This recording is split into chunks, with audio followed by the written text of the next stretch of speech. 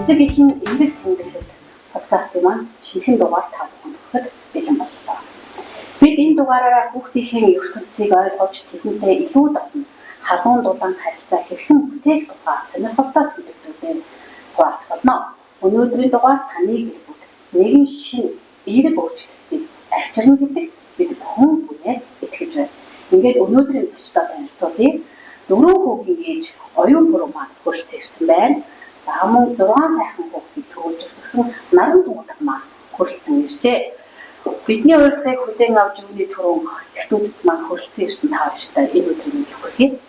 За баярлалаа. Тэгэхээр хүүхдээ хүмүүжүүлнэ гэдэг бол маш том аялал гэж одоо бид бүхэн хийж болох юм аа. Тэгээд энэхүү аялалд одоо бид бүхэн хамтдаа бас аялаад хамтдаа суралцаад явж байгаа. Тэгэхээр та хоёрын маань хүүхдээ хүмүүжүүлэхдээ хамгийн их баримтлагдаг зарчим нь юу юм болоо?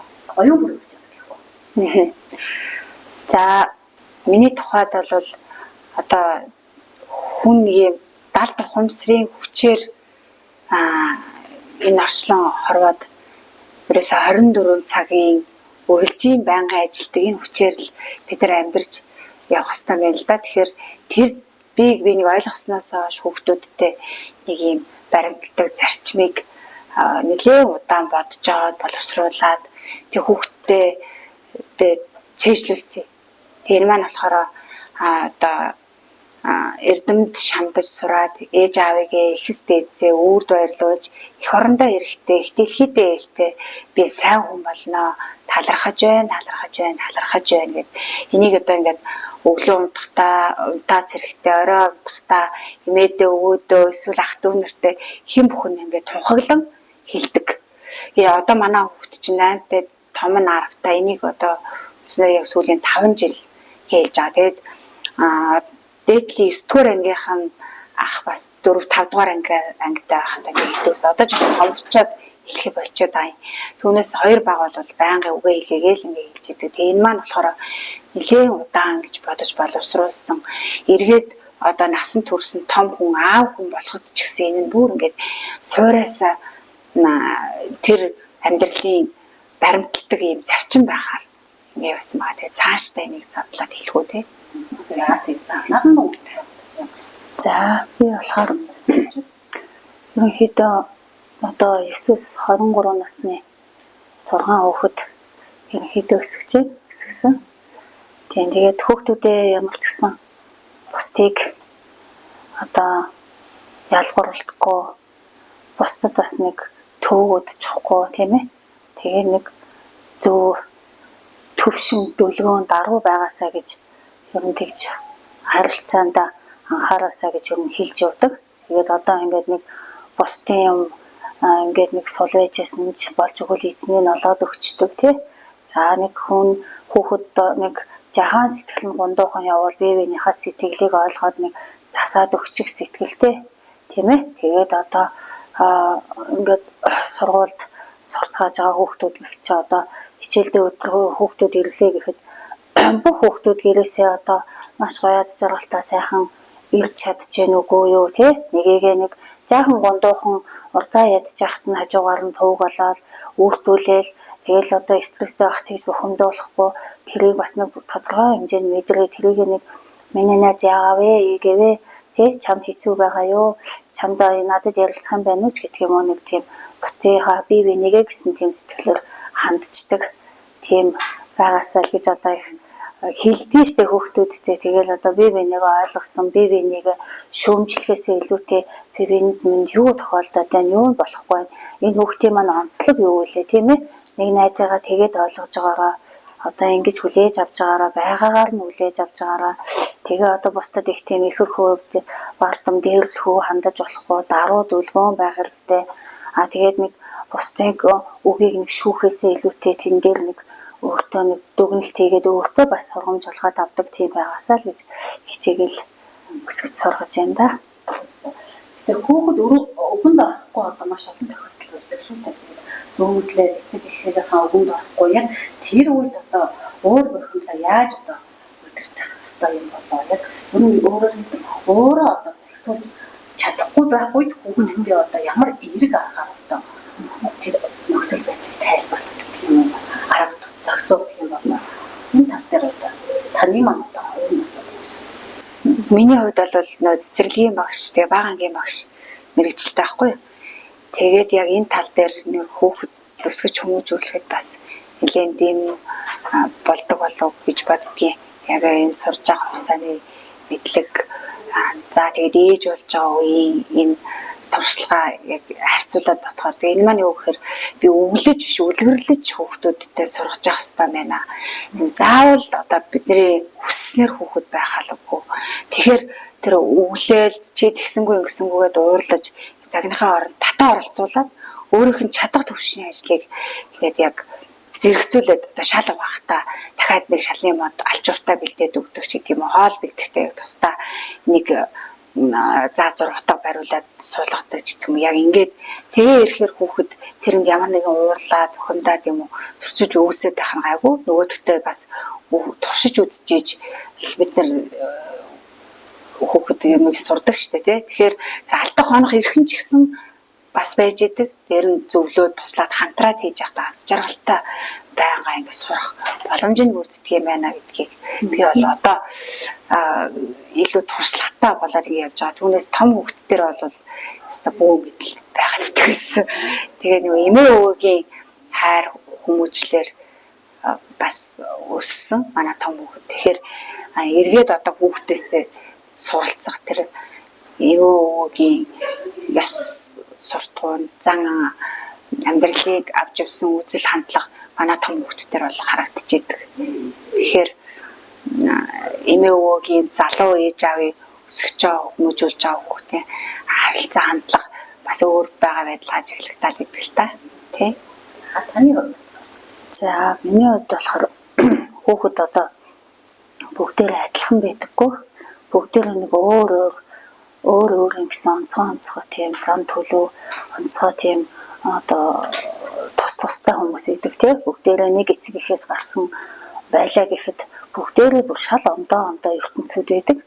За тэгээ хүүхдүүд мэдээж уурлна. Одоо хүүхэд чинь өөрт нь таалагдаагүй зүйл болоод ивэл нөгөө л өөрийнх нь одоо хоёрын орон зайд халдагдаад ивэл мэдээж уурлна ондооцсон нөгөө л хийж чадахгүй ажлыг нь хий гэх юм бол одоо бас эсэргүүцэл үзүүлнэ шүү дээ тий. За тэгээд ингээд уурлаад ондооцаад ингээд яллаа гэхэд одоо ямар ч гэсэн тэрийг давах гэж зэрэгцэж үзээд бол ямар ч хэрэггүй юм байлээ. Тэгээд одоо өөрийнх нь төвшөнд одоо энэ хүүхэд маань ийм хүүхэд. За одоо энэ хүүхэд маань ийм хүүхэд учраас энэ нөхөртөөгөө болоод одоо ингэж харилцах нь зөв шүү гэсэн нэг одоо өдийн наслаад ирэхээр нэг юм арга зүйн юу ороод ирж байна. Тэгэхээр тийм тэгэнгүүт одоо энэ охинтойгоо ингэж л харилцах нь зөвгээл тэр харилцсан юугаас харилцаа болгоноос нөгөө туршилт юу аваад сургамж аваад дараагийнхтаа ингэж яваад байна.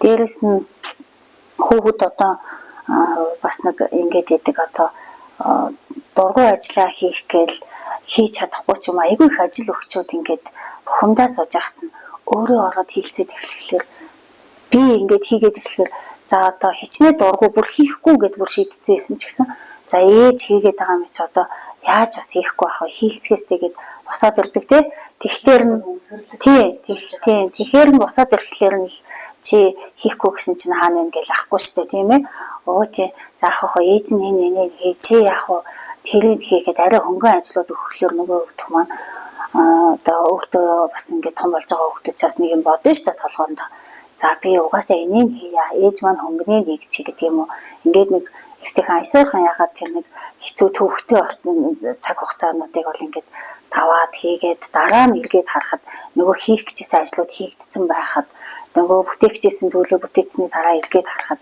илүү аз жаргалтай тэр хоорондоос илүү харилцаа үүсээд авдаг болохоор энийг бол бас би нэмэрхүү юг бас баримталж байж байна. Эдгээр хэдэн насны хүүхдтэй лээ? Одоо 8-аас 19 насны 4 хүүхэд танд хоорондоо 4-өөс 5 насны зайтай хоёр бага маань бол 2 насны зүрхтэй яг ийм дэрс үеийн тэр бага насны хүүхэд болон өсвөр насны хүүхэдтэй одоо эерэг аргаар харилцахад юу гол анхаарах зүйл нь юу таны бодлоор юу юм болоо? Бид нар чинь нөгөө санаа бодлоо шууд тулгаал тэгээ хүүхдээ ерөөсө сонсдгоо. За нөгөө талаас ерөөсө миний зөв гэдэг байдлаар ээж аав гэдэг ийм ялгаатай харьцаагаар хандаад идэг нь хүүхдэд бухимдлыг илүү их төрүүлээд идэг юм байна лээ.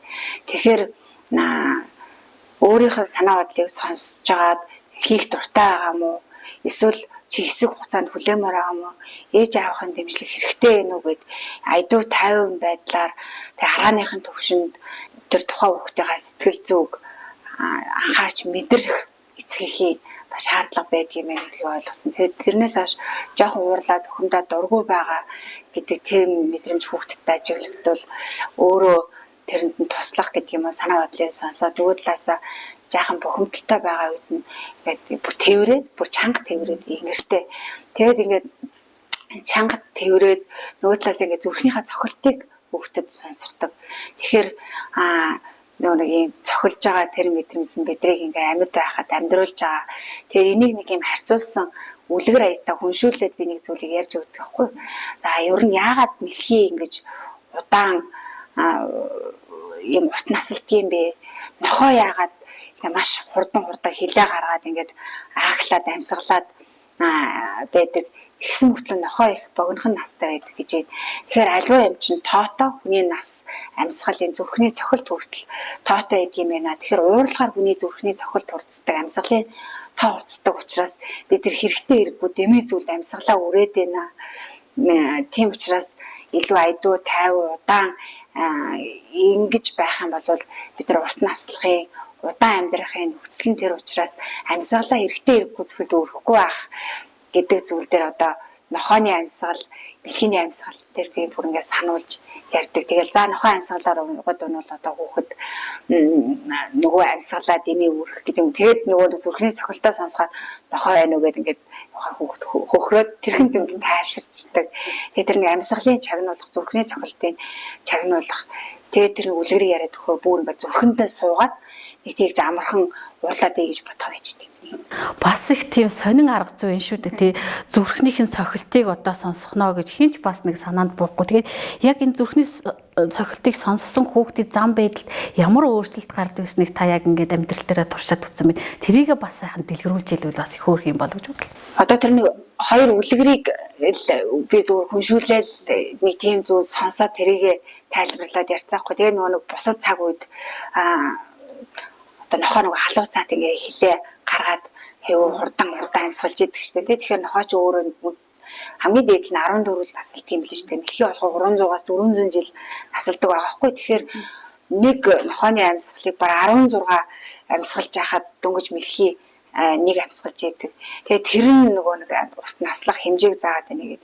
Тэг хүн ч гэсэн нөгөө насны тоотой гэдэг нь юм учраас одоо тэрийг ингээ ойлгоод ирэхээр хүүхэд уурлыг гэдэг тэр хандлага нь өөрөө багасаад тэр нэг 70 тухамсарт мэдээлэл очиж байгаа гэдэг үднээс л ханддаг. Тэгээ би том хүн болно. Тэгэхээр бидний тэр багадаа авсан тэр мэдээллээр бид нар амьдраад идэх юм шиг санагддаг. Тийм учраас хүүхдийн тэр насны онцлогтод тохируулаад үлгэр, үүлэг энэ зүйлийг аяг ярьж өгдөг. Өөрөө нөгөө цэцэрлэгийн багш байсан учраас цэцэрлэл одоо нөгөө үлгэр домгоор тэгэд өөрөө тэр нөгөө нэг альтны өнгө аясыг оруулаад тэдрийг би бас нэг тиймэрхүү сонирхолтой хүүхдээсэн. Тэгээ тэрүүгээрээ хүүхдийг илүү хүмүүжүүлэх арга нь тэр байсан юм байна гэхээр одоо бол би тэгж боддог. За харин таны хувьд ч одоо 6 хүүхдийг өсгөж хүмүүжүүлсэн. Тэгээд бага насны хүүхдүүд, өсвөр насны хүүхдийн ялгаатай талыг бас та юу гэж харсан бэ? Эднэрд бас анхаарах нь одоо ээж хүний хувьд ямар үүрэг ойлтой юм бол энэ талаараа та дэлгэрүүлээч. За ерөнхийдөө нөгөө нэг залуу байхдаа өсгсөн, залуу байхад галсан хүүхэд гэдэг чинь нэг яг л нэг төрхийн хөнгөндөө юм гоё юу гэдэг те. Гэтэл чинь бид нар ч нөгөө одоо сүүлийн хүүхдүүд буюу одоо бага хүүхдүүдийг бол арай нэг бууртай бас нэг өсгөх байдал маань арай төлөв төвшин болоод ирж байна. Тэгээ хүүхдүүд маань бас нэг алдаа оноогийн ч гэсэн бид нар ойлгодог болоод ирж байна те. Их чинь ингэж ийсэн аргагүй яг тэгж байгаа юм байна гэдэг. Тэгтэл чинь бид нар нөгөө залуу байхад бол мэдэхгүй учраас ширүүдүүлээл нэг бол хэтэрхлүүлээл ингээд өрөөсө хамгийн том хүүхдүүд бол ийм туршилтын дом аян тэгэл яатсан бол сүүлийн хүүхдүүд дээр бол илүү тийм нухацтай авч үзэж байна тий. Тэгээд хүүхэд би өөрөө болохоор арай засал гэдээ бас ийм хүнтэй харилцдаг ажил хийдэг хүн. Тэгээд над руу одоо хүүхэд ирээд бас бариулнаа. Очоод юу толгойг нь барих чинь ингээл нөгөө хүүхдийн чинь толгоор шууд дайрагдаж болохгүй. Хамгийн эхлээл хөлөнд нь хөрнө. Хөлийн нилээд өвдгийн нилээд дэшээ яваад гарын нилээ тий гар нь ямар хөрхийн ч гэх юм уу тий хүүхдийг тайвшруулаад нөгөө өөрийнх нь тэр 50 бүслөөр огцом алдахгүйгээр ингээд яваад тэгээд зугуухан биед нүрээд дараа нь нурууг нь хилж байгаа. Тэгээд толгойг нь барихад бол хүүхэд их тайвнаар хүлээж аваад харин ч илүү таатаа тий байгаагаар хүлээж авч ингэж яваадаг. Бас өөрийн хүүхдүүдийг ч гэсэн эхлээл одоо шууд л загнаал ингээд буруу юм хийлээ гэж тэгэхэд загнаад л ингээд шүүмжлээд эхлэхээс илүүтэй тэнд хийж байгаа ажлынх нь хэдийгээр бүтлгүүтэд ингээд стресстэй бухимдсан байгаа ч гэсэн тэр ажлаас нааштай эерэг тал юу вэ те ямар ч гэсэн энэ хүүхэд юмаа хийх гээд эхэлсэн байна. Тийм тэгээд ингээд эхлээд хийгээд эхэлж байхад одоо тэр хүүхдийг шүүмжлээд ингэхээс илүүтэй урам өгөөд миний хүү чинь бас хийгээд эхэлчих. Одоо наатах нь ингээд хамжуул яа чинь би энийг хий миний хүү тэгээд ингээд хоорондоо харилцаад ингээд яриа үүсгээд ингээд яхаар илүү бас нөгөө одоо хүүхэд өсгөх одоо тэр байдалд юм ширүүн хатуу урамсгал орохгүйгээр айдуу зөөлнөр ингээд дараа нь эргээл харахад бас тэр ажлууд маань бүтцэн байдаг. Сайхан байдаг дараа нь хүүхдэд маань дурсамж бас үлдчихэж байгаа. Тэгэхээр тэр өнцгөөсөө би тэгж одоо хамтраад хийгээд тэгээд аль зөв нааш тавуудаас нь эхлээд яриад тэгээ болж өгөхгүйг нь хамтраад хийсэн илүү амар байгаад ах шиг байдгийг. Өсвөр насны хүүхдтэйгээ яаж хэрхэн ажиллаж байна вэ гэхээр одоо нэг өсвөр насны болоод ирэхээр хүүхд чинь хайрлах, дурлах тийм сэдвэр оролцоод байна шүү дээ. Тэгэхээр тэр боломжийг бас өгч байгаа. Тэг алдах онох одоо хэрхэн харилцаа үүсхий. Бидний үед ч юм бол болохгүй юм шиг тэгж ойлгодог байлаа шүү дээ. Айдас үзтэй. Тэгэхээр тэрийг аах биш харин ч ээжтэйгээ аавтайгаа илүү нээлттэйгээр за тэгээд асуух одоо хүүхдийнхаа насыг бас ингэж хооронд нь харьцуулдаг. Чи намайг хиттэй байхад гарсан билээ тий. Тэгэхээр одоо ээж аав тэр дайны амьдралыг туулсан байгаа учраас тэр одоо 20 гаруй жилийн 30 ахуй жилийн ийм амьдралын туршлагаар хүүхдтэй хандж байгаа байдал илүү их туршлагатай болсон байна. Тэгээ ээж аав гэдэг хүмүүс бол хүүхдтэй хизээд хайрлах, хизээд хамгаалахад бэлэн байдаг учраас нууж хааж болохгүй. Тэгээд илүү нээлттэй дотн байгаад ямар ч цаг үед ээж нь байнгын туслагч, ийм халамжлагч байхыг итгүүлж ярилцдаг. Тэгэхээр нөгөө хүүхд чинь нуух хаах зүйлгүй болоод тэрхээр 50 хамгаалан байдал басаа цаанаасаа дөрж байгаа хгүй. Айл нуугаал хаагаал эсвэл батлах гал нотох гол ингээл унахаараа худал юм яваад ирж байгаа. Худал зүйл илүү их давтагдаад ирэх тусам нөгөө хүн үннээсээ холбоод хэмжиж байгаа. Тэгэд үнэн байгаа тэр цагт бол угаасаа тэр гаргаж байгаа шийдвэрүүд, хандж байгаа хандлага угаасаа тэр дотоод итгэл үнэмшилтэй ойрхон байгаа учраас тийм их буруу байхгүй. Тэгээ энэ нь буруу байхгүй ингээд үзэж байгаа нь юу гэхээр тэр зөв хүн байхын суурь тавьдаж байгаа гэж би бол бодчихгүй анзаардаг болсон. Тэгэхээр аавын маань оролцсон хүүхдийн хүмүүжүүлэлт одоо ямар үүрэгтэй юм болоо. Тэгэд эерэг аав байхын тулд ер нь аавд маань ямар байх ёстой юм болоо. Ялангуяа нөгөө эрэгтэй хүүхдүүд би чинь 4 хүүтэй учраас аавын нөлөөлөл бол 80% байдгаа гэдгийг бол хүртэг байнга хэлдэг. Тэгээ нөгөө талаас би эрэгтэй хүн байж үзээгүй учраас тэр хүний одоо туулсан эрэгтэй хүний тэр мэдрэмж бас ямар гэдгийг болоо гэж эргэлзэж их гайхаж боддог байсан. Нөгөө одоо бэлгийн баажилтын хувьд ч тэр өсөж юу хамгааж эмэгтэй хүн бол арай нэг өөр өнцгөөс би хэрвээ охинтой байсан бол ингэж харцсан да гэдэг юм. Надад нэг юм баримжаа байгаад бол заримдаа эрэгтэй хүүхдтэйгээ яаж ажиллах юм болоо гэдэг эргэлзээ байдаг байсан. Тэгээ энэний нөлөөлөл аавд 80% үзүүлдэг юм а гэдэг хандлагаар одоо би бол нөхөртөө илүү хүүхдүүдтэйгээ татаа оролцох, байнгын хамт байх, одоо хийж байгаа ажилдаа одоо хүүхдэд татаа оролцуулаад ингээд цуг хамтдаа хийх, ялангуяа одоо газар шорооны гэдэг юм уу тэр эрэгтэй хүмүүсийн хийх иймэрхүү ажилд ингээд оролцох, байшин барих, чулуумад бэлтгэх, байгаль ихтэй харилцах, за ном сум харуулах энэ төр гэдэг дээр ингээд оролцоод тэр аавын нөлөөлөл бол өрлөө дагуулад ярилцж хахад 80% нөлөөлж шүү. Тийм учраас би бол эрэгтэй хүн байж үзээгүй учраас гэдэг ингээд өөрийгөө хамгаалаад даамаа. Тэгэхээр сүүлийн үед бид нар нэг юм хувийн хөгжлийн хөтөлбөрөөр гэр бүлээр ингээд ажилтдаг болсон. Ингэж ажилтдаг болсноос арай миний тэр бодол хандлага арай жоохон өөрчлөгдөж байгаа. Бид нар зүгээр л хүнийг хүн байдлаар тэр нэг сууртай бууртай хандах, хүн байдлаар хандаад ирэхээр бүх зүйл нээлттэй буюу тэр хайр ундарч эхэлдэг юм байна. Хайр байгаа цагт бол бас бүх зүйл боломдоо л гэдэг байдлаар хандах хэрэгтэй юм. Тэгэхээр гэр бүлийн тэр нэг нөлөөлөл бол цогц хамтын ээж аавын болоод хүүхдийн гурвалсан харилцаа хандлагаас хамаарах юм л. Түүнээс аав хүн бол гэрийг гадаа зүйлийг гэрт оруулдаг гэдэг юм уу. Инхээр л нөгөө эцгийн эрхт ёс гэдэг юм уу. Энэ даван галаад нөгөө буруу гажууд цай ойлголтууд яваад өгдөг юм байна л да. Тий. За таны За би бол манай аав их сайхан хүн байдаг. 9 хүүхэд өсгсөн. Ер нь эрэгтэй хүнийг би нэг ааваараа ер нь их хардаг. За манай аав болохоор одоо бид нарыг одоо өсгөж хүмүүжүүлэхдээ хүний юмд илүү шунжуулахгүй, өөртөө байгаа зүйлдээ сэтгэл ханж амьдрах ёстой. Асуудлуудад одоо ингээд ярилцж явах хэрэгтэй. Тэгээд ингээд за дээрээс нь манай аав бол тийм цугаа цэнгэлж гэдэг юм уу одоо ийм арх тамхины асуудал юусоо байдаггүй байсан. Тийм учраас бид нар одоо өсөж төлөвшөхдөө бас яг тэгж өсөж төлөвшөөд одоо бүгд ингээд тус тусын амьдралд ороод явхаар одоо жишээлхэд баяр ёслол болоход бие биендээ нэг сүү хийгээд өгчдөг тийм ээ. За тэгээд ингээд явхлаар тэр гэр бүлүүдэд ямар амар амгалан байна.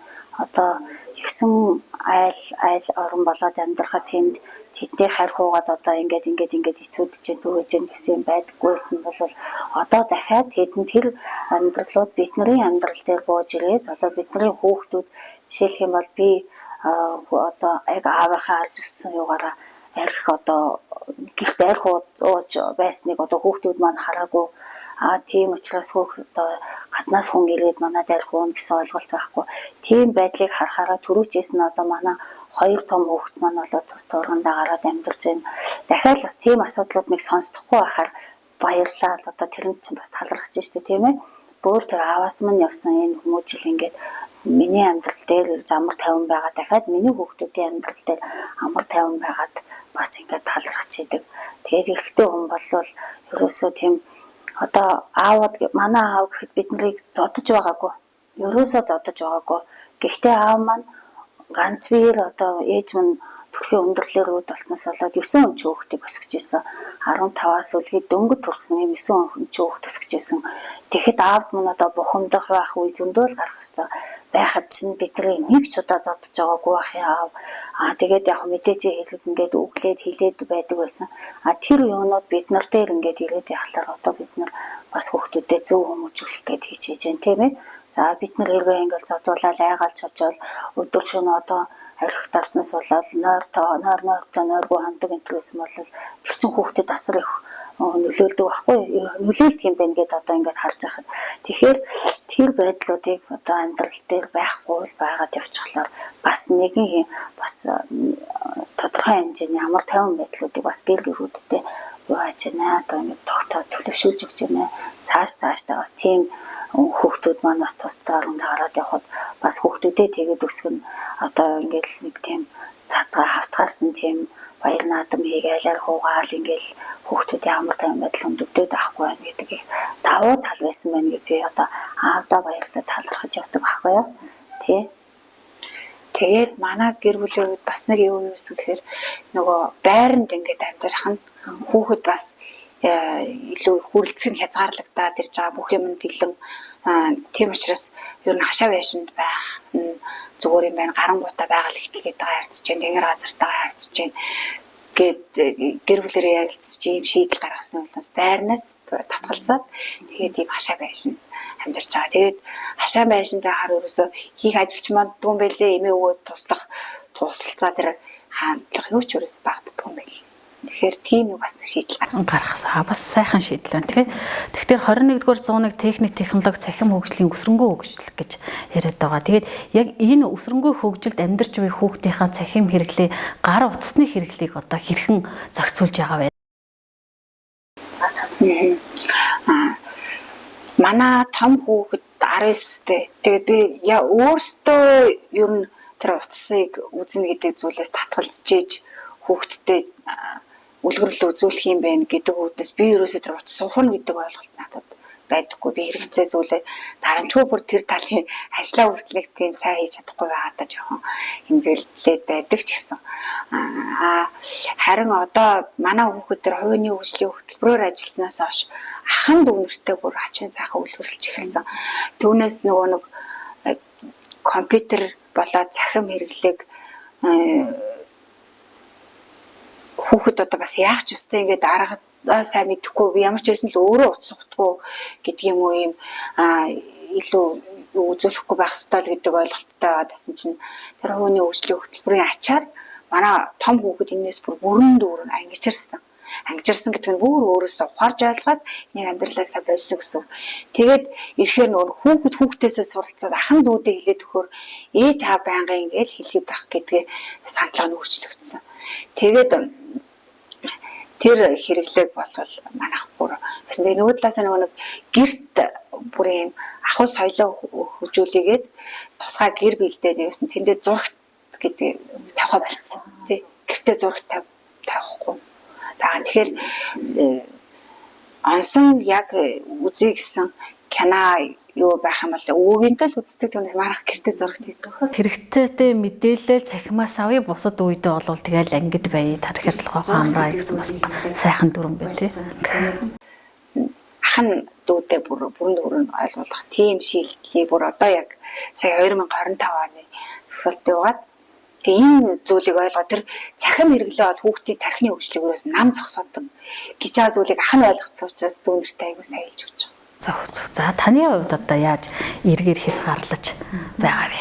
За манайх болохоор одоо утасны хэрэглээ бас нөгөө төрөвчийн том хүүхдүүдийн үед бол одоо утас бас тэр болгоо эхлээд жоохноос нь гараагүй байж байгаа сүүлөөлөвлөд ахлах дунд ангиас нь утасны өний хэрэглээг өргөжөөд ирсэн байх чинь сүүлийн хүүхдүүд дээр бол одоо утас бол бүр одоо жоохон одоо дөнгөж төрж байгаа хүүхд ч гэл айлт одоо дэлгэцтэй утас гэлээ одоо байж байна. Тэгэхээр ерөнхийдөө бас яг одоо өөрөө бас одоо очихгүй утас үзэл одоо суучаал тийм ээ утас үзчихэл та нар тэрийг хийгэрээ энийгээ хийгэрээ гэл тэгээд авахгүй утасныхаа хэрэглээг өөрөө тамтай ойлгоод одоо миний хувьд ч одоо утас яг ингээд одоо байнга байраа суугаад ах цав байхгүй нэг ажиллаа хийгээл утас бол ерөөсөө одоо бусдтай ярих гаднаас мэдээлэл одоо ингэж мэдээлэл авах ярилцах тэгэл хоорондоо минь тус мэдхэл хэрэглээ болчиход байна шүү дээ утас. Хүүхдүүдийн хувьд бол одоо утсыг бол одоо ингээд бас хязгаарлагдмал бүр шууд аваад нуугаал утсын хураа илүү бол энтер гэл ингэх юм бол хүүхэд улам одоо сонирхоод улам тэрийг үзмээр санагдаад байна. Гэхээр цаа чи үзэх шаардлагатай юмнуудаа ингээд үзчих тийм ээ.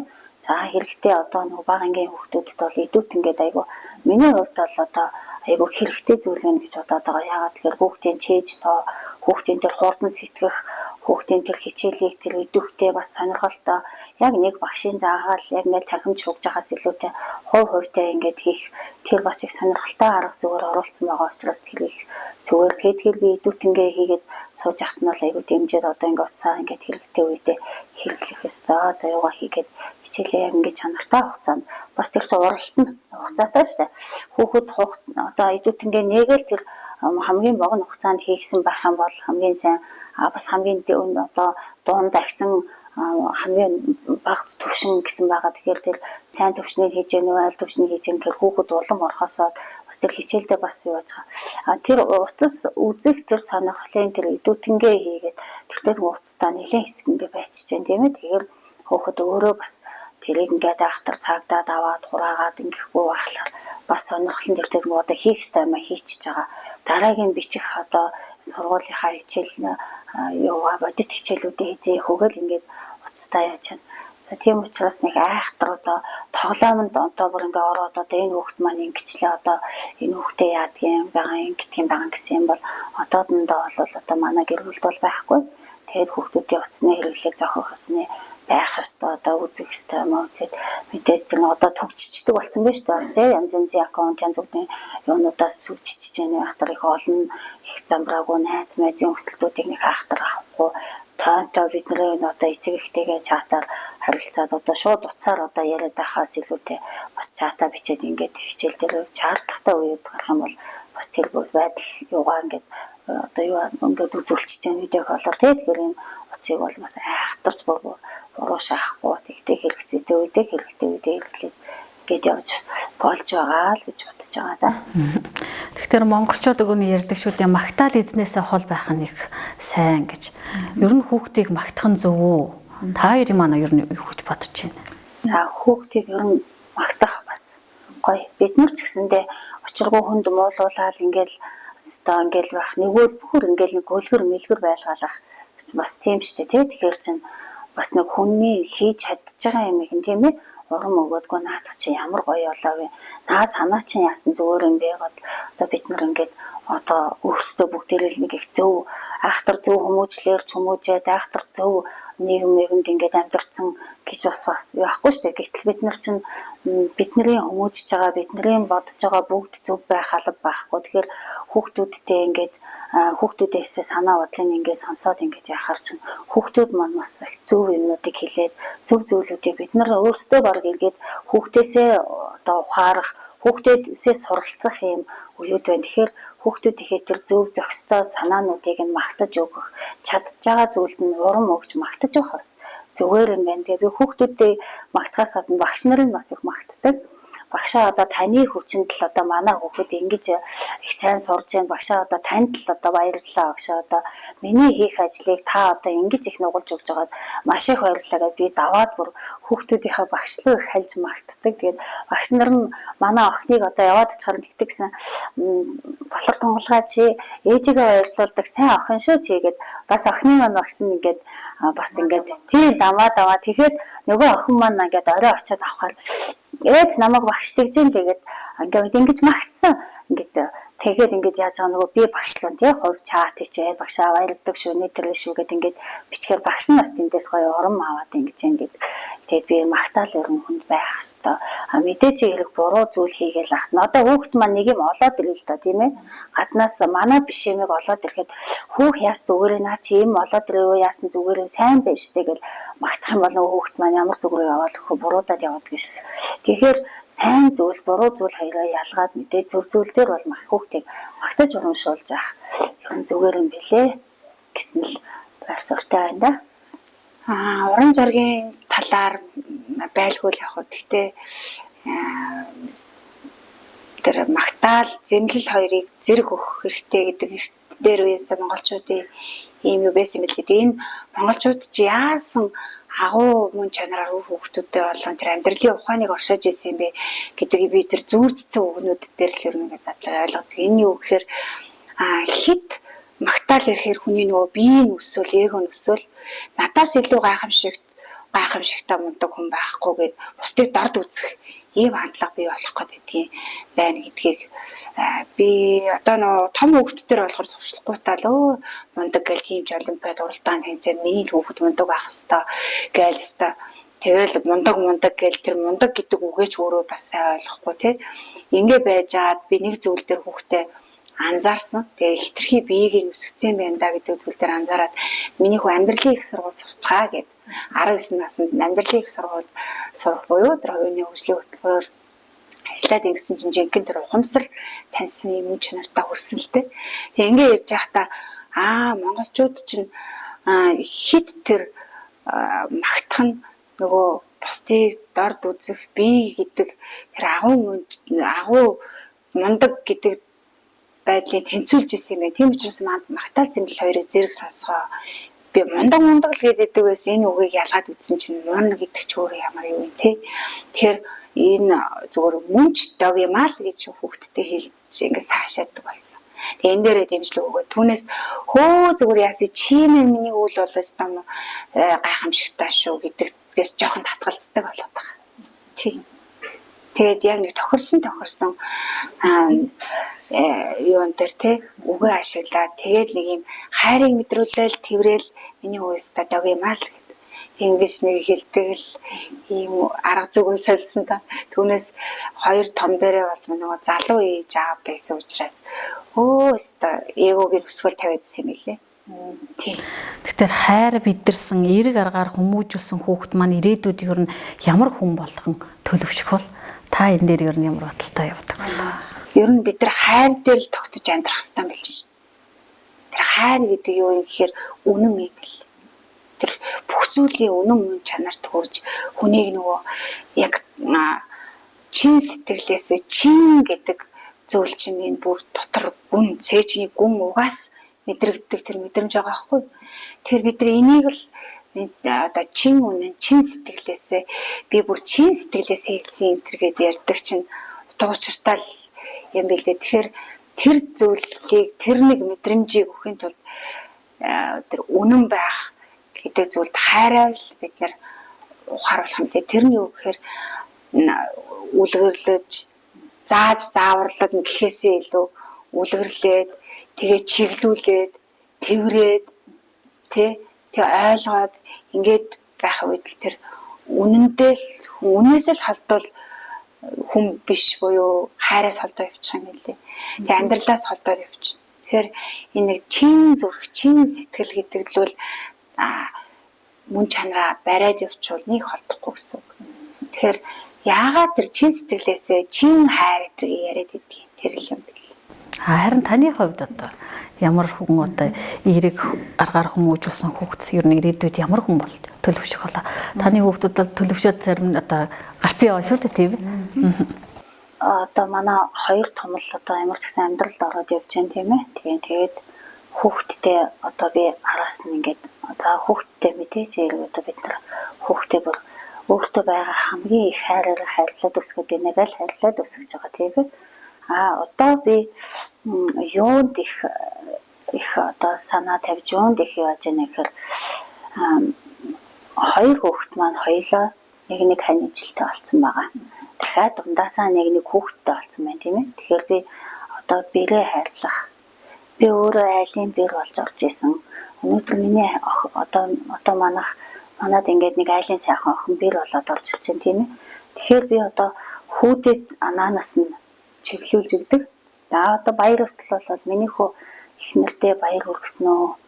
За чи тэрийг ингэж одоо анхаарсан уу? Тэр чинь бас одоо гэр бүлийн хувьд тийм ээ. Шинэ залуу гэр бүлд одоо хөл тавиад амьдарч байгаа гэр бүл одоо хүүхдүүдээ гэр бүлийг тогтвортой бат бөх байлгахын тулд арталт нь ээж нь айгүйх нөлөөлдөг байх гэдэг утгаараа би одоо нөлөөллийн арга хэмжээнүүдийг авч байгаа. Тэгээд охиныгоо бас одоо бэр охиныгоо би одоо яг ингээд бэр гэж хэлж байгаа одооч миний охтууд дээр бас нэгэн охин нэмэгдээд ирсэн учраас тэр охиндоо бол одоо би маш их хайртай маш их сайхнаар ярьж байгаа охинтойхоо талд байна.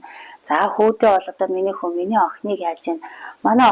Манай хүү заримдаа ингээд видео кол хийхээр би бэр охин руугаа ярьсараад дуустдаг байхгүй. Миний охин яаж байна, ээж байна гэдээ анхаарал тавиад хүн ингээд жаахан сулрах, ядрах, жаахан эцээд ч юм уу ингээд нэг тэнхээгээд сууж хахад одоо ханих нь ээж залгаад их сайхнаар яриад одоо тэр хайрлаж байгаа хайрыг мэдрүүлээд ингээд урам өгөөд бас та нар мань мундаг шүү. Миний охины өсөж байгаа хүүхэд мань сайхан өсөж боожж шүү. Ийм байгаад одоо ээж нь их баяртай байна. Бас миний хүүг одоо ийм сайхан ингээд аваа явж байгаа нь одоо миний охины одоо хувь нэмэр хүч чармаалт шүү гэдгээд хэлэхээр нөгөө охин мань бүр хүч ороод осод ирдэг байхгүй. Тэгээ хүү маань ажилдаа яваад ингээд орой ажилласаа ирэхэд нь эхнэр нь одоо өдөр тийм гоё яриад ингээд одоо өөртөө энерги тийм ээ юу авцсан байж тал хань нь ороод ирэхээр миний хүү сайхан хандна. Тийм ээ. Тэгэхээр би хүүгээ хайрлаж байгаа бол одоо хүүгийнхаа хамт амьдарч байгаа эхнэрийг нь хайрлах ёстой. Тэр хоёрыг хайрлаад байхад дунд нь өсөж байгаа хүү маань бас одоо гоё хайрлагдаж өснө гэдэг утгаар одоо би тэгж бас ингэж хайрлаж байна. Тэгээд хайр бол үнэхээр агуу. Яагаад тэгэхээр одоо хайр үзээгүй хүн гэд нэг ондоо хайрын дотор өссөн хүмүүнийг ондоо тий жишээлх юм бол одоо эмээ өвөдөр өссөн хүүхдүүд юу нэ тэр болгоо их буруудаад идэхгүй штэ. Эмээ өвөө нь болохоор маш их хайрладаг тийм ээ. Залуу эцэг эхчүүд болохоор ширүүдэд идэг нөгөө бид нар чинь анх одоо том хүүхдүүдээ бол мэдэхгүй баргал цацуу юм шиг л одоо чадалгүй яадаг. Тэгээ сүүл рүүгээ нөгөө дүүнэрэн хараад эхлэхээр нөгөө дүүлбэн том харагдаад ангууд чи чадна алуу чи том нь тийг энэ нь ингэсээр гад нөгөө том хүүхдүүдээ бид нар ингээд нэг жаахан хайрлаж чадахгүй. Уг нь хүн дотроо бол хайрлаад байгаа. Уг хүүхдэд мань тэр наалтаад байгаа хайр том багхан. Тэгээд нөгөө хүүхдүүд маань нэг жаахан тийм тэгээд ийм хайр баг байжээтэл гадуур найз нөхөд гээд одоо нэг найз нөхөдтэй нийгмээс юм аюутай болоод тэндээс ингээд найз нөхөдтэй болоод ирэнгүүт нөгөө найз нөхөд зөв чандлага байна, буруу чандлага байна тийм ээ. Ингээд нөгөө гэрээсээ авч чадаагүй хайр, гэрээсээ авч чадаагүй тэр юг гаднаас найз нөхдөдөө ингээд яхаараа буруудаад явах тохиолдлууд бас байгаа. Тэгэхээр бид нар хүүхдүүдээ бүр хайлталт үүргээд л одоо чаддаг бол хайрлаад одоо чаддаггүй маа гэхэд хүүхдүүдээ одоо бас маш сайхан хайрлаад одоо гадна зөв буруу хоёроо хинтээ нөхөрлөхгүйгээ таньдаг ялгаж чадхаар тэр хайраар нь сайн дүүргэж усалж өгөх юм бол одоо хүүхдүүд маань тэр болгон алдаад л тэр болгон одоо гунж гутраал тэр болгон сэтгэл зүгээрээ унаад л байхгүй байх л гэж бодоод идэгээд хайр бол маш чухал. Тэгэхээр хаяада бид одоо бухимдах үедээ хүүхд рүүгээ том дуугаар ч юм уу хашгирчдаг үе бас мэрсэр байсан шүү дээ. Тэгэхдээ яг энэ үед хүүхдүүдтэй ер нь яаж эргээр харилцах ёстой бэ? Ер нь эцэг эхчүүд бид хүүхдүүдээсээ уучлалтгүй ёстой юу? Ёсгүй юм болов? За энэ дээр бүр яг аюу яг гоё асуулт байна. За ингэдэг байсан. Ингээ бид нар хүүхдтэйгээ ингээ маргацдаг. За бидний хүүхэд байхдаа бид нарыг хүн зов гомдоож лээдэг. Тэгэл ирээл нэг уучлалт гуйж гаач юм байхгүй тэр үед бол тийм бүдүүлэгдүү ч юм уу одоо тийм нийгмийн юунаас болоод одоо цагт бол бид нар хүүхдээ гомдоочоод тэр чигээр нь хонуулж болохгүй. Тий. За одоо надад маш мундаг нэг хүн хэлжсэн. Таны одоо энэ бол одоо байдаг бүр юм ишлэл үг байхгүй. Та нарын уур бухимдал дээр нар бууж аргаагаа гэж үг өгдөг тий. За энэ нь юу гэж байгаа юм. Өнөөдөр бид нар хэрэлдээд ч юм уу таагүй уур амьсгал үүсээд тэр чигээрээ хонж болохгүй. Ямар ч гэсэн бид нар эв зүгээ тэр дорн орлоо цайдаад цагаадаад за би өөрөөс нь ингээд гадны нийгмийн хүмүүстээ ч гэсэн би одоо аль болох тэгж тэр юуг баримталж явдаг. За хүүхдээ өнөөдөр гомдооц нөгөө хүүхд маань нэг сэтгэл нь нэг л тийм тэрхтэй байсан чигээрээ унтаад тэгээ шүүн бараг нөгөөтгөө зүүдэлж оноод өглөө хичээлдээ очиход ч гэсэн нэг тийм дутуу нойртой тийм ядарсан тархитай хичээлдээ явах болчихж байгаа байхгүй тийм ээ. Тэгэхээр чинь бид нар нөгөөтгөө яриад ээж нь за би мэдээж оогт уургүй унтуугүй хүн байд гэж байхгүй шүү дээ тийм ээ. Уурлж унтууц нэг чинь хүнд байдаг л нэг сэтгэл зүйн юу. Гэтэл энийхээ дараа нь тайвшраад ирлээ хэсэг хугацааны дараа эргээд хоёлаа ийм байсан байна ээжгүй ээжигээ уучлаарай. Уучлалт гуйх бол бүр яг зөв. Бид нар уучлалт гуйхгүй бол эн чинь одоо ийм оюун ухаан одоо ийм сайхан хүний нийгэмд амьдарч байгаагийн ялгаа байхгүй болол нэг антиш болол мөрөгсөн чигээрээ явж идэг үхэр мал биш шүү дээ тий. Тэгэхээр бид нар уучлалт гуйгаад ийм ингэсэн байна. Нэрэж хэсэг бодоод үзсэн ээжийнх нь бас буруу байна. Ийм байсан байна. Миний охины бас тэр тэгэнгүүт хүүхэд чинь харин тийнэ тэрээгээд өөрөө бас миний бас буруу байсан байна ээжээгээд ороод ирдэг баг. Тэгэхэд нь харин тэр нэг тэгж яг тэр бодол нь тэр хийх гээд байгаа үйлдэл нь харин хаашаа байна миний хөө сайн бодоор миний зүгээс бас нэг тийм байвал зүгээр юм байна шүү гэд хоорондоо ярилцаад өгчихлөөр нөгөө хүүхэд маань урам ороод гоё орой унтахтаа хэрвээ би одоо хүүхдээс уучлалт гуйгаагүй цайдаг унтах юм бол сайхан амраараач гэж хэлэхгүй шүү дээ. Унтсан унтаагүй ч үдэхгүй байгаа тийм. Тэгвэл ингээд цайдсан бахалж ээж сайхан амраараа гэд тийм ээ хоорондоо гоё хэлэлцээд ингээд сайхан амраараа өглөө бас одоо сайхан амраараа. За зарим үед бас нэг ингэдэг шүү дээ хүүхдээ ингээд нөгөө их бачуулснаасаа ч юм их яарууд авчуу хугацаанд нэг хүүхдээ нэг загинж гомдоочоод гараа явчихдаг шүү дээ бид нар тэгээ гараа явчихаар хэцүү шүү дээ эндээс нэг юм ингээл дараал бодогдоол одоо түрэн хэрэггүй л тэглээгээ тэгээд хий одоо бачуураад бухимдаа дээр үед бол тэгээ явдгүйс мэл одоо чи юуны төлөө утас гэж нэг сайхан байгаа үлээ хэдийгээр би одоо хол замд явах гэсэн чи эргээ залгаад миний хөө ээж нь түрэн инглээ тэглээ миний хөө ийм байх шүү энийг бас ийм байсан байна миний хөө уучлаарай миний хөө эвтэйхэн хөөрхөн байж байгаараа гэд ингээд яцгаар хүүхэд урам ороо тийм ээ тэгээд хүүхдүүд маань бас бухимддаг найз нөхдөйгөө маргачаад ирлээ гэд эрэхтэн би тэгдэг өнөөдөр энэ чамд ийм хүнд хэцүү юм тохиолдоод их хүндийм шиг санагдчихж байгаа бол өнөөдөр харанхуй болоод нар жаргаад унтдаг, маргааш өглөө дахиад өдөр шинээр эхэлдэг, нар манддаг. Тийм учраас маргаашийн өглөөний нар байгаа гэдгийг бодоод бас гоё урам зоригоор битгий дутаараа. Битгий энэ яг өнөөдрийн энэ хэцүү байдлаар бүх цаг хугацааг дүгнээрээ тий маргааш болоход бүх зүйл сайхан болно.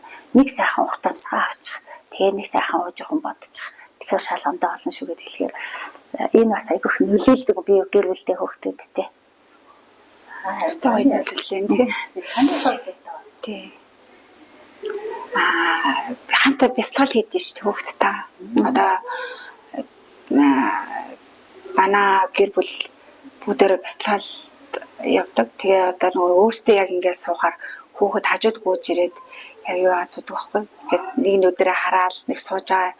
Тэгсэн ч гэсэн хамаагүй өдөр сууж байгаа нөгөө тэгэнгүүтээ амьсгалаа орох гарахыг ажиглаад ингээд тайвшир юусэн үед уураа болол тэгж барихыг ингээд амьсгал дээр гэдэг нөгөө бясалгалаар үлгэрлээд байгаа учраас хүүхэд хөөрхөн тэрийг ингээд тэгээ нөөдлөөс заавал юу хуучд уух хэвээр. Бид нар аливаа нэгэн бэрхшээл нэг юм асуудал үүслэх гэхэд тэрний дараа уучлалт туугаад аав ээж хүүхдүүд манай гэрт нэг юм тэрвэрлддэг зарчим бий болсон. Тэгээд уучлаарай гэл нэг сайхан тэрвэрчдэг. Сайхан тийм ээ.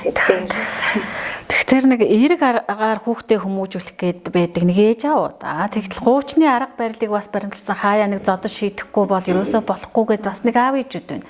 Яг үүнийг одоо хүүхдийнхаа нүдэн дээр гарахгүйгээр хэрхэн зохицуулж болох бол та хоёр юу гэж бодож байна? Тэр нэг суран ташварын арга гэдэг би бас тэрийг бас нэг зөөр Монголын өдөр өв уламжлал тараасаа муухай зүйл ингээд юусан бол тэр нэг дом болгоод хэрэглэж байж болох юм байна гэдгийг хүртэгээ яриад өөр нэг явж байгаа нэг хөө суран ташвар дараа нэг юм занаад тэр дотроо их эцгийн хайр байгаа шүү дээ. Бүр учиргүй уурлал занаад зодохтой болно биш. Тэрийг юм суран ташвар хүргэчихэд нэг хөөрхөн тэр дом байдлаар хэрэгж байгаа зүг юм байна гэдэг хаяа нэг хэрэгж үзэж байгаа. Тий. Тэр гэхдээ хийцгийн дотор хандлага ямар вэ? Амар уурлаа занаад загнаад ууртаа байгаадаа гол нь юм уу эсвэл хайраар домж байгаа юм. Уурлаа загнаад тэгээд тэрхэн хугацаанд шийдэгддэг асуудал ер нь загнаад зодоод шийдэж байгаа юм маань тухайн үедээ шийдэгддэг асуудал. Алстаа болохоор муу дагавар зөндөө байгаад идэх. Тэгэхээр хүүхдээ буруу юм хийгээд ахт хараад бас одоо эерэг хандлаганд ч ингээл ингэж болохгүй бас тэрийг нэг буруу зүйл хийж байгаа бол одоо тэрийг шууд таслан зогсоох тийм ээ. Одоо хүүхд маань нэг буруу зуршлалоо олж ивэл яах юм тийм ээ. Янз янзаар үзэн штэ тэнд чинь зөөлнийг хэлж үзээд зөөлөнгөө тоохгүй бол бас нэг өөр аргаар хэлж үзээд хүүхд маань одоо хүний юм чавдаг ч юм уу нөгөө л арх тамхины хэрэглээ ч юм уу ийм зүйл ингээд ороод ирсэн багт одоо эерэг хандлагаар хандж байгаа маа одоо гээл одоо тийм миний хөө болохгүй шүү миний хөө гэл хэлчихэл орчих юм бол одоо тиймэр сэтгэл зүйн ийм бас ийм зөвлөгөө евро бас их зүгээр юм байна гэж би бодсон хүүхдүүдийг сэтгэл зүйн зөвлөгөө тийм үйлчлэгээ бас хүүхдэд их чухал юм байна. Би өөрөө чадахгүй байгаа юм. Миний харж чадахгүй байгаа өнцгийг тэр сэтгэл зүйчгээ тэр олон жил сураад төгсөөд юу авцсан хүмүүс одоо тэр ажил мэргэжлэр ажиллаж байгаа хүмүүс гэдэг чинь бас гайхамшигтай хүнийг чинь өстой нэвч шууд хараад нэвч шууд уншаад дараа нь тэр хүмүүсээс асуугаа би одоо энэ хүүхдтэйгээ яаж харилцуул зүгээр юм бэ гэсэн зааварчилгаа тэр нэг арга барилыг бас ингээд сураад авчихаар би энэ хүүхдтэйгээ ингэж харилцсан гэсэн шүү дээ. Одоо ийм одоо юу очоод ингээд энэ хүүхдийг таслан зогсоож ингээ бариа зодоод ах хэцүү агуу гэхээр бас нэг тийм байгаад байгаа учраас тийм мэрэгжлийн хүмүүсээс бас тусламж авах нь илүү үр дүнтэй байх юм байна лээ. Нэгд одоо бид нар чинь өөрсдөө айхтар одоо төгсөрсөн хүмүүс биш шүү дээ. Одоо дөнгөж дövж гараад явж байгаа хүмүүс ч одоо амьдралын дөнгөж дунд нь явж байна. Хэрвээ 50 60 70 80 хүмүүс маань ямарх. Тийм учраас би аавтайгаа бас очиж айгүйх зөвлөдөг. Одоо энэ тэр нь тэгж яах юм. Одоо тэр бүр тэгж хэлхий аав гэдэг ингээд манай аав бас сайхан зөвлөд өгдөг. За ер нь томуудаар нь жижигүүдийн манай аав бол тийм арга барил хэрэгэлдэг. Томуудаар нь жижигүүдийг нэрнхэтэй ингээд юу яагаад өөрөө битгий айхтар үглээд тэр рүү яваад ороод гэд хэлсэн. Тэр арга барилыг бас их хэрэглээд бас их үр дүн өгөөд байна гэд. Тэгэд яг ийм арга зүгээр бас хүүхдүүдэд хүмүүжүүлж байна. Бас энэ дэр нэг юм нэмээд хэлэхэд энэ зодуур дээр хүрнэ гэдэг чинь бас нэг шатараатай арга хэмжээ байгаа байхгүй. Монголчууд эртээр үеэс ингэж ярьж ирсэн мэлээ. Нөгөө маханд нь хэлээд мэдрэхгүй бол ясанд нь мэдрэхгүй бол жилөө тий. Энэ нь юу ч гэхээр нөгөө юугүй заналтаа болно ш. Эхлээд ээжт нь хэл. Дараа нь аавд нь хэл гэдэг чинь аав чинь тэгээд болохгүй бол одоо зөвхөн маханд нь мэдрүүлээрэ гэдгийг нөгөө тийм утгаараа эхлээд аавд нь ээжт нь хэлээд эхлээд ингээ өөрт нь хэлээ. Тэгээд дараа нь ээжт нь хэл. Бүр мэд болохгүй бол аавд нь хэлээ гэдэг чинь тэр ясанд нь мэдрүүлэх гэж байгаа юм билээ ш. Тэгээд тэр аав бол эцсийн арга хэмжээг авна ч гэдэг юм уу. Тийм сургаалын мөн чанар цаана явдаг байсан байгаа байхгүй. Тэгэхээр л одоо бид нар чинь за яста нараа маханд нь мэдрүүлээ, ясанд нь мэдрүүлээ тэгээд буруу шууд зодох тухай бодоод идэг байсан. Эхлээд өөрт нь ээжт нь аавд нь гэдэг нэг юм дараалсан арга хэмжээнд үжиж задуур дээр өгдөг гэсэн байгаа байхгүй. Тэгэхээр залуу ээж аавуудтай хандаа та хоёр маань бас нэг эерэг өөрийнхөө одоо амьдрал дээр бий болсон эерэг хүмүүжлийн нэг сайхан арга туршлагаас хуваалцаач. Одоо залуу хүмүүс тэр ерөөсөө миний л хүүхэд мундаг байх ёстой гэдэг нэг юм миний мана гэдэг хандлагаас жоохон холхон байгаасаа гэж би одоо бол боддог болсон. Тэгээд нөгөө хүүхдээ хөө мисс юм байгаа, мистер юм байгаа гэл те нэг юм хийсвэр утга учиргүй магтаалаар ийм хийсвэр ойлголт өгөөл тэгээ нөгөө хүүхдэн шиг л тэгэнгүүтээ баахан тийм гой ганга баахан тийм материаллык зүйлэр багаас нь нөгөө тийм шуналтай байгаа юмдаа ханддаггүй тийм зүйлэр эцгийнх өөрөө хүүхдээ тэгээд алаад бүр гажууд болох байдалд хүрчихэж байгаа хгүй. Тэрнээс л ер нь ангид ойлгох. Тэнгүүр нөгөө талаасаа хүүхэд нь хоол идэхгүй байхаар идэхгүй ингээд дараас нь хөгөөж чад хоол өгöd идэг штеп. Энэ чинь хүүхэд цаанаасаа би идэхгүйгээ мэддэг. Бүр одоо бүр тэгж ярих юм бол нөгөө цагаан хоолтой хүүхдэд хүртэл төрдөг болсон. Тэгэхээр бид нар тэр хүүхэд өөрөө биеэ мэдчих хат нь араас нь дагч хөөж чоол амрын чихэл идүүллээ. Тэгээд тэр үндсэн мөн чанараас нь хазаалгах.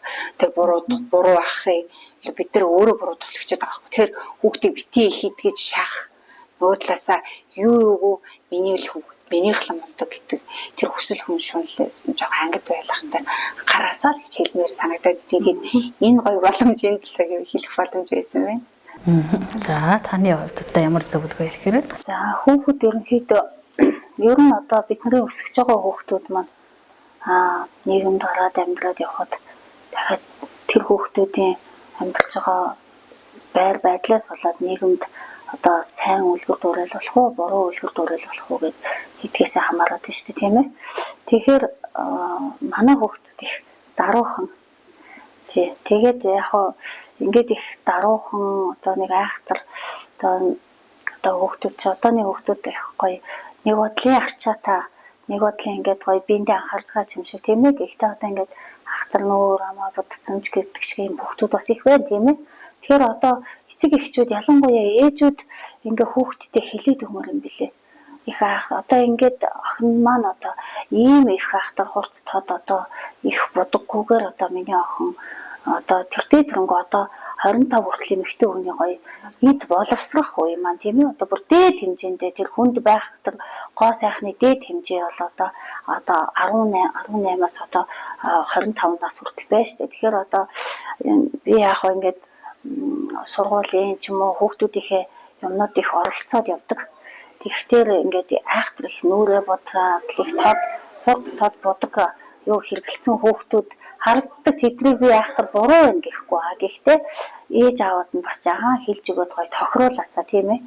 Нэгдүгээр хоёрдугаар гэх юм бол нөгөө хүүхэд гэдэг маань нөгөө бидний тусгал гэдэг шүү дээ тийм ээ. Тэр үг хэлүүдийг бас жагаан анхаарад одоо сургуульд байгаа хүүхдүүдтэй нэг ангид байгаа хүүхдүүд дотор нэг 3 юм уу 2 хүүхэд буруу үг хэллэг хэлдэг байхад бүр огт хэлдэггүй байсан хүүхэд маань ч гэсэн хэлдэг болдог. нөгөө үг манай одоо яаж ямар арга замаар гэлт орж ирж байгаа нөхөр нөгөө тийм хүүхдтэй ангиас манай хүүхэд хилээд ороод ирлээ. Нэг мэдсэн чинь дахиад манай хоёр дахь хүүхэд хэлж явлаа.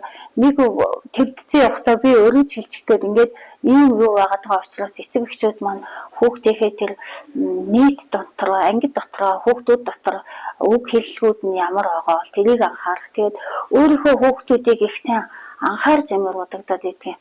Одоо цэцэрлэгийн хүүхдүүд гэхэд цэцэрлэгт нэг л юм уу хоёр л хүүхэд болохгүй байхад тэр анги ерөөс уур амьсгал нэрээс хүүхдийн юу болохгүй байна гэд цэцэрлэгийн багш хүмүүс бас ирээд үйлчлүүлдэг надад ярьдаг байхгүй одоо ингээд бүр энэ хүүхэд ингээд бүр ингээд эндээсээ болоод бүр ингэж ядраад ингээд би хаан тахгүй болсон юм. Тэгэхээр нэг хүүхэд тиймээс болоод тэр өдрийн хичээлийн төлөвлөгөөгөө ч хийж чадахгүй байна гэж ярьж байгаа нь. Тэгэхээр тэр хүмүүс өөрийнхөө хүүхдүүдийг ёстой саяын ээжээ маань хэлдгээр тийм ээ тэр гоё сайхан мистер тэр царай зүс хамаагүй. Зөв тэр хүүхэд юу болох вэ? Эцэст ээж аав болно. Эцэст хүн л байх юм чинь дээ. Хичнээн гоё байлаа гэд хичнээн мис байлаа гэд одоо тэр хүн чинь хүний л амьдралаар хүмүүс дотор л хүн болж л амьдрах юм чинь. Одоо тэр гоё ганган гэхээс илүү тэр даруй төлөвлөгөөнд тэр цан харагдлуудыг сууж ийн хүүхдэд маань би өөрөө болохгүй үг хэлж гэнэ үү тэр хүүхэд ер нь тийм үг хэлээд байна гэдэг чинь тэр цаана нэг тийм хэлдэг гэр бүлэл байгаад байна шүү дээ. Тэндээс халдварлаа тэр хүүхэд тэр үгийг тийм болохгүй үг гэж мэдэхгүй хэлээд байгаа байхгүй. Гэтэл тэр нь огт хэлдэггүй хүмүүсийн хүүхдүүдийн дунд бол их сонин сонсдон. Тэгээс үлдээ чигэнд нь дасал болоод ирнэ. Тэгээ яваандаа нөгөөдгийг хэлдэг болно.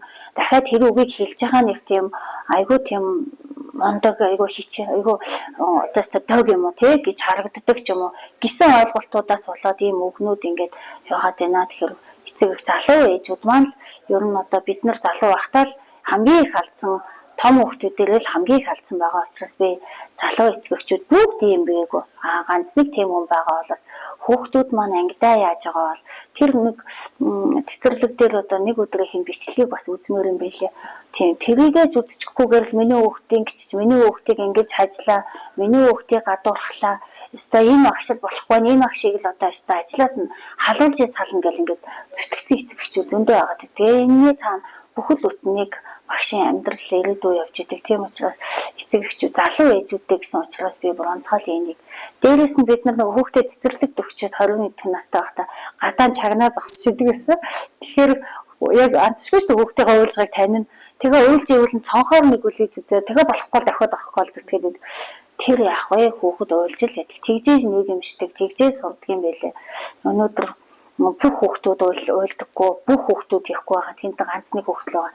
Тэгэхээр ер нь эцэг эхчүүдийг хүүхдүүдээ тэр нийгэмшүүлж тэр цэцэрлэг сургуулийнхын юмнуудад их яаж дайран дээрээс нь тэр нэг багш нарын хэлж байгаа тэр нэг юмнуудад их анхааралтай цэцэг эхийн хурал тэр нэг эцгийн оролцоотой юмнуудад их хамрагдчихвэл залуу ээжүүдэд их чухал. Дээрээс нь одоо гэр бүл хүүхэд хөгжлийн хэлцгээд манай аймагч сайхан байгууллага байж байгаа шүү дээ. Эндээс айгүй сургалт юмнууд явдаг. Энэ хүмүүст айгүй чухал. Хүн хэлхээс нас цаас чичгээс нас гэсэн үг өгдөг тийм. Хүн нэг ингээд нэг юм сонсчоор хэдэн өдөртөө бас зүв байх гэж хичээдэг шүү дээ.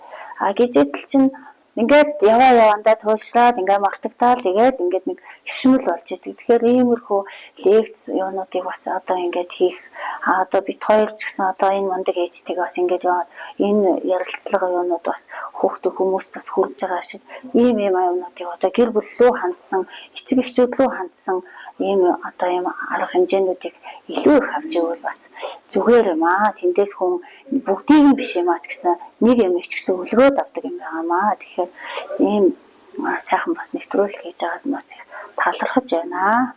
Тий. Тэгээд эрг арга төвчлэгсэн хамгийн болцсон хоёр хүндж очтой баярлалаа. Тэгээд түрүүний таймаас төлөвлөж байна. Манай нэвтрүүлгийн зүгээс гэр бүлийн хамгийн нандин дурсамжийг хадгалж байгаараа гэдэг юм зургийн цомог гаргаж байна. За энэ цомог зааман хаврын үйлрэлт одоо хуурай шилтийн цаг үе ихсэн үед агаараа цэвэршүүлээд одоо эрүүл агаараар амьсгалаараа гэдэг агаар цэвэршүүлэгчийг гаргаж байна.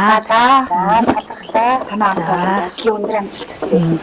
Өнөөдрийн дугаар маань энэ хүрээд өндөрлөж байна. Таны өнөөдөр гаргасан өчүүхэн ч гэсэн эерэг хандлага хүүхдийн тань ирээдүйд насан туршийн дархлаа болж үлддэг гэдэгт итгээрэй. Дараагийн дугаар хүртэл Түр баяртай.